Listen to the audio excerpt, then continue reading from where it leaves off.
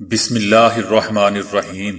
السلام علیکم دوستو، دنیا بھر کی خبروں میں آج آپ سنیں گے، لیکن اس سے پہلے اگر ہو سکے تو لائک، سبسکرائب اور بیل آئیکن کا بٹن ضرور دبا لیں، شکریہ۔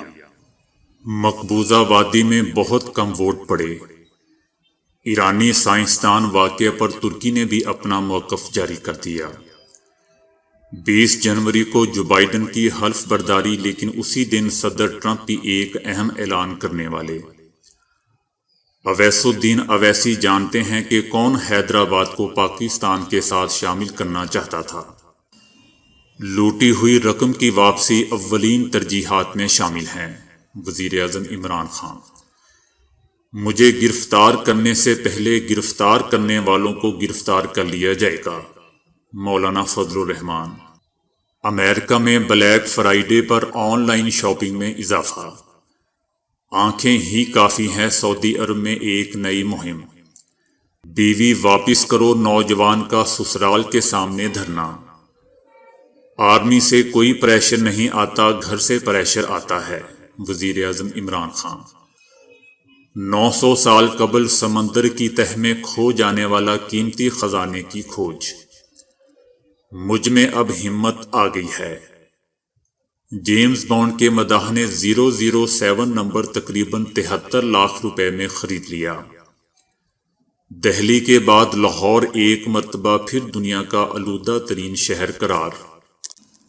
میراڈونا کا علاج کرنے والے ڈاکٹر کے گھر اور کلینک پر چھاپا۔ بھارتی لڑکی جو 25 سال سے ٹھوس غذا کھائے بغیر زندہ ہے۔ تو آئیے چلتے ہیں اب خبروں کی تفصیل کی جانب۔ بھارتی حکومت نے دعویٰ کیا ہے کہ مقبوضہ وادی کے بلدیاتی انتخابات میں ٹرن آؤٹ 51% رہا ہے۔ تاہم مقبوضہ وادی کے کئی علاقوں میں 1% بھی ووٹ نہیں پڑے۔ الیکشن مختلف مراحل میں 19 دسمبر تک جاری رہیں گے۔ مقبوضہ وادی کے ضلع باڈی پورہ کے گریز علاقے میں بھی ٹرن آؤٹ 0 رہا۔ مقبوضہ وادی کے پنڈت نام نہاد بلدیاتی انتخابات سے لا تعلق رہے۔ انتخابات کے پہلے مرحلے میں انہوں نے کم تعداد میں ووٹ ڈالے۔ ان کے ووٹوں کا ٹرن آؤٹ 0.75% رہا۔ 25 نشستوں کے لیے پولنگ میں 4800 رجسٹرڈ پنڈت ووٹروں میں سے صرف 32 ووٹرز ووٹنگ کے لیے آئے تھے۔ پاکستان نے مسلم ممالک کی توجہ مقبوضہ وادی کے لوگوں کو درپیش مشکلات کی طرف مبذول کروائی ہے اور کہا ہے کہ اب دنیا کو ان کے بین الاقوامی سطح پر تسلیم شدہ حق خود ارادیت دلانے کے لیے آگے آنا چاہیے۔ ترکی نے ایرانی سائنسدان محسن فخری زادے کی موت کو ظلم قرار دیتے ہوئے کہا ہے کہ اس سے خطے کا امن تباہ ہوگا۔ ترکی کا کہنا تھا کہ ہمیں محسن فخری زادے کی موت پر افسوس ہے، ہم اس مکروہ کارروائی کی مذمت کرتے ہیں۔ ہم ظلم کی ان تمام اشکال کی مذمت کرتے ہیں جس کا مقصد خطے کا امن تباہ کرنا ہو، خواہ اس کے منصوبہ ساز یا اس کا ہدف کوئی بھی ہو۔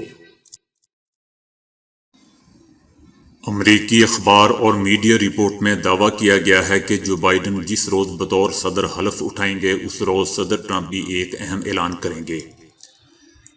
صدر ٹرمپ نے صدارتی انتخابات کے رزلٹ کو تسلیم کرنے کا فیصلہ کر لیا ہے، جس کے بعد اب وہ جو بائیڈن کی تقریب حلف برداری کے روز اہم اعلان کریں گے۔ تقریب حلف برداری میں صدر ٹرمپ آئندہ 2024 کے صدارتی انتخابات پر نگاہیں رکھنے اور اپنی سیاسی جدوجہد دوبارہ شروع کرنے کے حوالے سے اہم اعلان بھی کریں گے۔ وائٹ ہاؤس میں تعینات سینئر اہلکار نے امریکی میڈیا کو بتایا کہ صدر ٹرمپ کو ابھی تک اپنی شکست اور انتخابی رزلٹ پر یقین نہیں آ رہا، مگر اب انہیں اس بات کا احساس ہو گیا ہے کہ صدارتی عہدہ ان کے ہاتھ سے نکل چکا ہے۔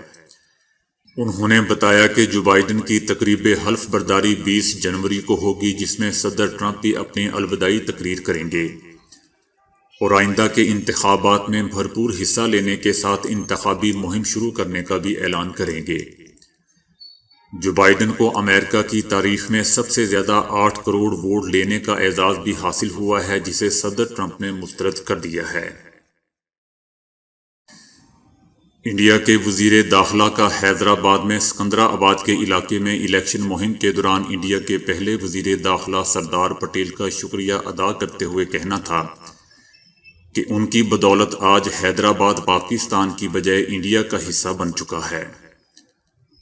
دوستو، یاد رہے کہ حیدرآباد تقسیم سے پہلے ایک خود مختار ریاست تھی جس کے حکمرانوں کو نظام حیدرآباد کے نام سے جانا جاتا تھا۔ آل انڈیا مجلس اتحاد المسلمین کے سربراہ اویس الدین اویسی نے تلنگانہ کی حکومت اور بی جے پی پر تقسیم کی سیاست کرنے کا الزام لگایا ہے۔ اس پر وزیر داخلہ کا کہنا تھا کہ اویسی جانتے ہیں کہ کون حیدرآباد کو پاکستان کے ساتھ شامل کرنا چاہتا تھا۔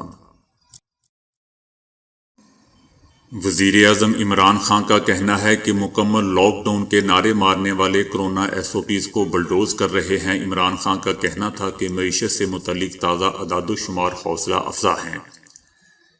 کرونا سے زندگیاں بچانا پہلی اور معیشت کو اوپر اٹھانا دوسری ترجیح ہے۔ اس سے پہلے وزیر اعظم عمران خان سے ڈاکٹر شاہد کردار نے ملاقات کی۔ اس موقع پر وفاقی وزیر حماد اظہر، مشیر خزانہ حفیظ شیخ بھی ملاقات میں موجود تھے۔ ملاقات میں منی لانڈرنگ کی روک تھام، لوٹی ہوئی رقم کی واپسی کے لیے اقدامات اور مجموعی معاشی صورتحال پر تبادلہ خیال کیا گیا۔ وزیر اعظم عمران خان کا کہنا تھا کہ غریب ممالک سے پیسوں کی غیر قانونی منتقلی پسماندگی اور غربت کی بنیادی وجہ ہے۔ لوٹی ہوئی رقم کی واپسی کے لیے تمام ممکنہ اقدامات حکومت کی اولین ترجیحات میں شامل ہیں۔ مولانا فضل الرحمان کا کہنا ہے کہ ہمیں کوئی مارے گا تو خاموش نہیں بیٹھیں گے۔ ان کا کہنا تھا کہ عدالت کا کنٹینرز ہٹانے سے متعلق فیصلہ زمینی حقائق کے مطابق ہے۔ عدالت اور ہم دونوں چاہتے تھے کہ جلسہ ہو۔ موبائل فون نیٹ ورک کو بند کرنا، رکاوٹیں کام نہیں آئیں گی۔ ہمیں کوئی مارے گا تو خاموش نہیں بیٹھیں گے۔ مجھے گرفتار کرنے سے پہلے گرفتار کرنے والوں کو گرفتار کر لیا جائے گا۔ بلیک فرائیڈے کی سیل پر زیادہ تر امریکیوں نے آن لائن شاپنگ پر زیادہ انحصار کیا اور خریداری پر 9 ارب ڈالرز خرچ کیے۔ اس برس آن لائن شاپنگ میں 22% اضافہ ہوا۔ گزشتہ برس امریکی صارفین نے 7 ارب 40 کروڑ ڈالرز کی اشیاء کی خریداری کی تھی۔ دوسری طرف روایتی انداز میں دکانوں یا سپر مارکیٹس میں خریداری میں نمایاں کمی ہوئی ہے۔ اعداد و شمار سے واضح ہوتا ہے کہ لوگوں کے سٹورز پر جانے کے رجحان میں 52% کمی ہوئی ہے۔ سب سے زیادہ کمی زیورات اور جوتوں میں رہی۔ کپڑوں کی فروخت میں 50%، جبکہ گھریلو اشیاء کی فروخت میں 39% کمی ہوئی ہے۔ ماہرین کا کہنا ہے کہ اس مندی کے باوجود بلیک فرائیڈے کی شاپنگ صارفین کے سٹور پر اشیاء خریدنے کی اس موسم کی بڑی فروخت میں شمار ہوگی۔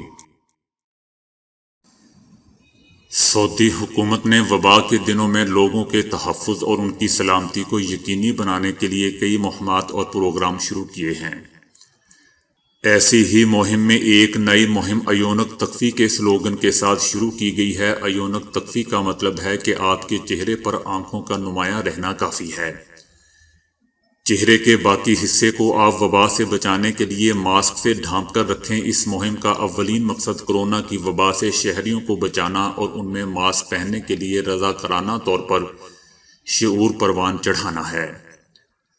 حکومت کا کہنا ہے کہ گھر سے باہر قدم رکھتے ہی ہر شہری کو اپنے چہرے کو ڈھانپ لینا چاہیے۔ چہرے کو میڈیکل ماسک، کپڑے کے ماسک یا کسی اور رومال کے ذریعے اچھی طرح ڈھانپنا ضروری ہے، اور چہرے کو ڈھانپتے ہوئے منہ اور ناک کو چھپانا ضروری نہیں ہے۔ بھارتی ریاست مغربی بنگال میں ایک نوجوان نے اپنی بیوی کی واپسی کے لیے سسرالیوں کے گھر کے باہر دھرنا دے دیا۔ مشتاق علی نامی نوجوان نے بیوی کی واپسی کے لیے مختلف پلے کارڈز بھی اپنے ساتھ رکھے ہوئے تھے، جن میں سے ایک پر میری بیوی واپس کرو لکھا ہوا تھا۔ مشتاق علی کا کہنا ہے کہ اس نے اپنی بیوی سے نکاح کیا ہے، جس کے 10 گواہ موجود ہیں۔ اس کا کہنا تھا کہ جب تک اس کی بیوی کو اس کے پاس نہیں آنے دیا جائے گا، اس وقت تک وہ یہاں سے نہیں جائے گا۔ دوستو، یاد رہے کہ مولانا فضل الرحمان نے بھی ملتان میں یہی کہا ہے کہ جب تک جلسہ نہ کر لیں یہاں سے نہیں جائیں گے۔ خیر، یہ خبر تو میں اوپر سنا چکا ہوں، اب اس نوجوان کی سنتے ہیں۔ نوجوان نے بتایا کہ ان کی 4 سال قبل شادی ہوئی تھی۔ اس کی بیوی 4 ماہ پہلے میکے آئی اور دوبارہ واپس نہیں گئی۔ اسے میرے سسرال والے میرے پاس آنے سے روک رہے ہیں۔ دوسری جانب نوجوان کے دھرنا دینے کے بعد اس کے سسرال والے گھر کو تالا لگا کر غائب ہو چکے ہیں۔ بالکل دوستو، اسی طرح جس طرح ملتان میں پولیس قاسم باغ اسٹیڈیم کو تالا لگا کر غائب ہو چکی ہے۔ وزیر اعظم عمران خان نے کہا ہے کہ آرمی کی طرف سے انہیں کوئی پریشر نہیں آتا، گھر کی طرف سے پریشر آتا ہے۔ ایک انٹرویو میں وزیر اعظم عمران خان سے سوال کیا گیا کہ کوئی بھی مرد جو نوکری پیشہ ہوتا ہے اس کو گھر کی طرف سے پریشر آتا ہے کہ گھر پر کم وقت دیتے ہیں، کیا وزیر اعظم کو بھی پریشر آتا ہے کہ حضور تھوڑا گھر پر بھی وقت دے دیا کریں؟ اس سوال پر وزیر اعظم عمران خان نے کہا کہ گھر سے پریشر تو آتا ہے کیونکہ میرے ورکنگ آور صرف آفس کے نہیں ہوتے بلکہ گھر جا کر بھی کام کرتا ہوں، اگلے دن کی پلاننگ بھی کرنی ہوتی ہے، میری کوئی بھی سوشل لائف نہیں ہے۔ پروگرام میں اینکر پرسن منصور علی خان نے سوال کیا کہ کیا کبھی آرمی کی طرف سے مزاحمت کا سامنا ہوا ہے؟ اس پر جواب دیتے ہوئے وزیر اعظم عمران خان نے کہا کہ میں آرمی کی مزاحمت تب کروں جب مجھے آرمی کی طرف سے دباؤ ہو۔ آرمی نے آج تک ایک چیز میری مرضی کے خلاف نہیں کی ہے، آپ ہمارا منشور اٹھا کر دیکھ لیں، ساری خارجہ پالیسی تحریک انصاف کی ہی ہے۔ جنوبی کوریا کے ماہرین آثار قدیمہ نے سمندر کی تہہ سے 900 سال قدیم خزانہ تلاش کر لیا۔ یہ خزانہ سمندر میں غرق ہونے والے چائنا کے تجارتی بحری جہازوں میں موجود ہے جو 900 سال پہلے ڈوبے تھے۔ ان میں بھاری تعداد میں قدیم سکے نوادرات دریافت ہوئی ہیں۔ یہ حیران کن دریافت جنوبی کوریا کے جزیرے جیجو کے ساحلی علاقے میں ہوئی ہیں۔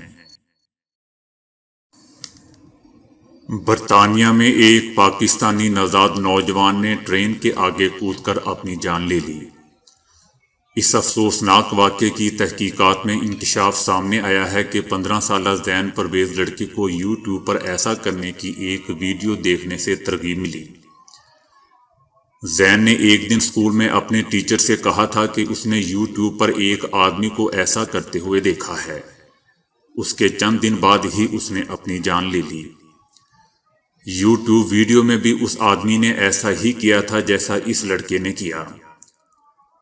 موت کو گلے لگانے سے کچھ دیر قبل بھی زین نے اسی ویڈیو کا حوالہ دیتے ہوئے اپنے کلاس فیلو سے کہا تھا کہ بالآخر مجھ میں اپنی جان لینے کا حوصلہ آ گیا ہے۔ تفتیش کاروں کا کہنا ہے کہ زین 1 سال سے زائد عرصے سے شدید ڈپریشن کا شکار تھا اور اتنے ہی عرصے سے اسے ایسے خیالات آ رہے تھے۔ اس کی ممکنہ وجہ اسے اسکول میں ساتھی طالب علموں کی طرف سے بدسلوکی کا نشانہ بنایا جانا ہے۔ بھارت میں جیمز بانڈ کے ایک مداح نے اپنی گاڑی کے رجسٹریشن نمبر کے طور پر 007 لینے کے لیے اتنی رقم خرچ کر ڈالی کہ سن کر آدمی دھنگ رہ جائے۔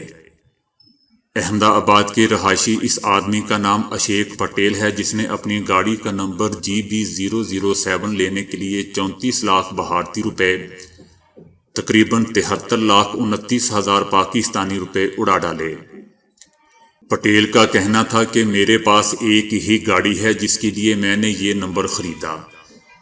لوگوں کے لیے یہ محض ایک نمبر ہوگا لیکن میرے لیے یہ نمبر سے بڑھ کر ہے، کیونکہ میرا عقیدہ ہے کہ یہ نمبر میرے لیے خوش قسمتی کا سبب بنتا ہے۔ دوستو یاد رہے کہ پٹیل نے یہ نمبر بولی جیت کر خریدا۔ اس نمبر کی بولی 25,000 بھارتی روپے سے شروع ہوئی تھی۔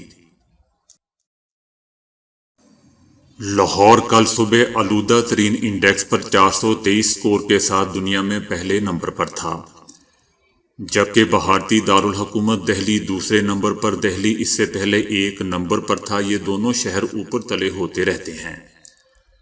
فضائی آلودگی پر نظر رکھنے والے امریکی ادارے ایئر کوالٹی انڈیکس نے کل صبح اپنی تازہ ترین رپورٹ جاری کی ہے، جس کے مطابق لاہور ایک بار پھر دنیا کا آلودہ ترین شہر قرار دیا گیا ہے۔ اس انڈیکس پر 2 سال قبل بھی لاہور پہلے نمبر پر آ چکا ہے۔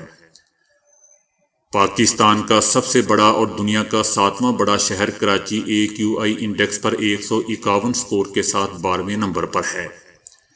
اسی انڈیکس پر دنیا کا سب سے صاف ستھرا شہر بوگوٹا کولمبیا قرار پایا ہے، جس کا سکور صرف 2 ہے۔ دل کے دورے کے باعث اچانک اپنی مداحوں کو ہمیشہ کے لیے سوگوار چھوڑ جانے والے فٹ بالر میراڈونا کے سرجن کے خلاف چھان بین شروع کر دی گئی ہے۔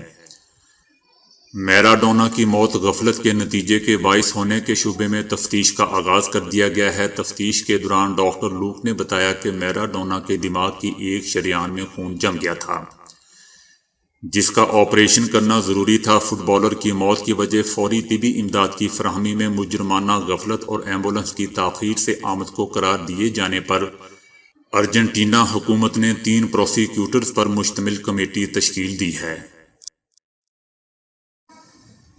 غذا انسان کی بنیادی ضروریات میں سے ایک ہے اور وہ اس کے بغیر زندہ رہ بھی نہیں سکتا، اور صحت بخش غذا ہی اسے تندرست اور توانا بناتی ہے۔ مگر بھارت میں ایک لڑکی ایسی بھی ہے جو گزشتہ 25 سال سے ٹھوس غذا کھائے بغیر پانی اور دودھ پر زندہ ہے۔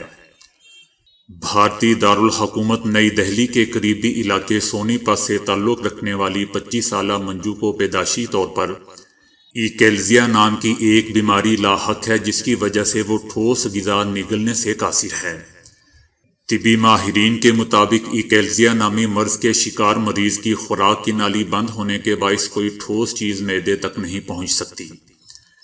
یہ بیماری زندگی کے کسی بھی حصے میں لاحق ہو سکتی ہے اور یہ آہستہ آہستہ پھیلتی ہے۔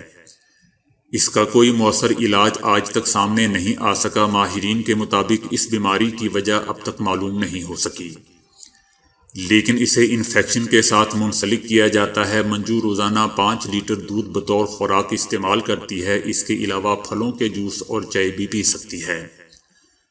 لڑکی کے والدین کا کہنا ہے کہ ان کی بیٹی بالکل تندرست ہے، البتہ معدہ فطری طور پر ٹھوس غذا کا تقاضا کرتا ہے، جس کے باعث اسے بھوک کی شکایت ہمیشہ رہتی ہے۔ منجو کی خوراک کی نالی کا بند منہ سرجری کے ذریعے کھولا جا سکتا ہے، تاہم اس کے والدین سرجری کے بھاری اخراجات اٹھانے کی استطاعت نہیں رکھتے، کیونکہ علاج کے لیے ایک اچھی خاصی رقم درکار ہے۔ تو دوستو، آج کے لیے اتنا ہی۔ ویڈیو کو لائک اور شیئر کرنے کا بہت بہت شکریہ۔